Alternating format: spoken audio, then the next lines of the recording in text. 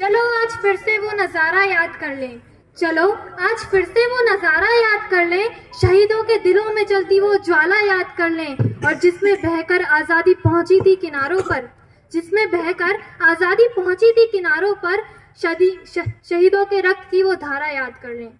आदरणीय मंच पर उपस्थित सभी सीनियर डिग्निटरीज, जजेस, उपस्थित सभी पार्टिसिपेंट्स व मेरी प्यारी ऑडियंस, आजादी का अमृत महोत्सव, क्या है ये आजादी का अमृत महोत्सव?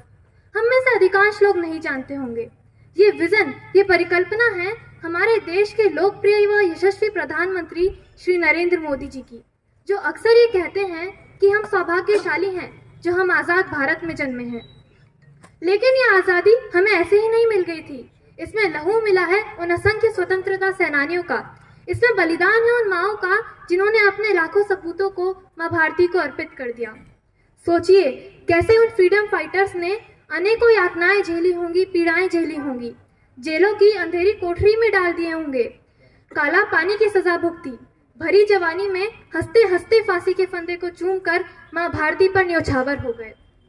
इनमें से कुछ के नाम तो हम जानते हैं, मगर हजारों लाखों ऐसे भी बलिदानी थे जो भुला दिए गए, या यूं कहें उन्हें गुमनाम कर दिया गया।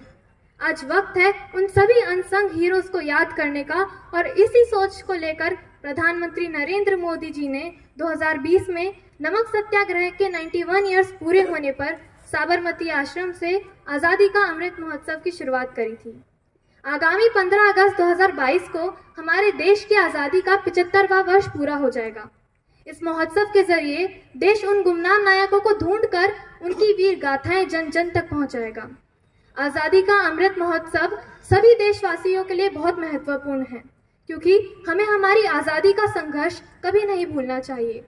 हमारे पास हमारे देश की सांस्कृतिक विरासत है जिस पर हमें गर्व है। हमारी भूमि सिर्फ जमीन का टुकड़ा भर नहीं है, ये भूमि उस मर्यादा पुरुषोत्तम श्री राम की भूमि है जिसने पग पग पर मर्यादा रखी थी।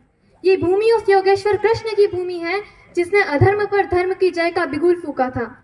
ये भूमि उस गौतम बुद्ध की भूमि है जिसने विश्व भर में शांति का प्रतीक फैलाया था। ये उस युवा विवेकानंद की भूमि है जिसने अमेरिका की धर्म सभा में खड़े होकर भारतीय संस्कृति का परिचय दिया था। ये उस भगत सिंह, राजगुरु सुखदेव की भूमि है जिसने इनकलाब जिंदाबाद कहते हुए अपने प्राणों की आहुति दे दी थी।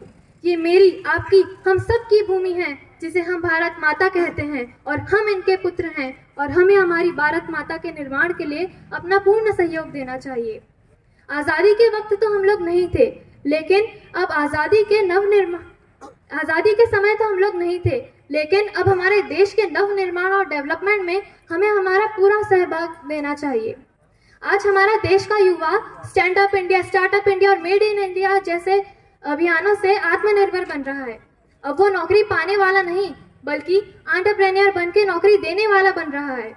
आज बड़ी बड़ी अंतर्राष्ट्रीय कंपनीज के सीईओ और टॉप एग्जीक्यूटिव भारतीय हैं।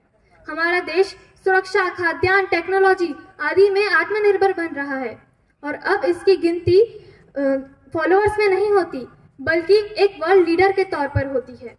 आज हमारा देश सबका साथ सबका विकास के मूल मंत्र से आगे बढ़ रहा है, और हमारा देश यूं ही आगे बढ़ता रहे और पुनः विश्व गुरु के पद पर विराजमान हो, इन्हीं भावनाओं के साथ कि दिलों में बसा एक सपना था आजादी के मतवालों का, दिलों में बसा एक सपना था आजादी के मतवालों का, आओ मिलकर जश्न मनाएं आजाद 75 सालों का, आओ मिलकर जश्न मनाएं आजाद 75 सालों का। धन्यवाद।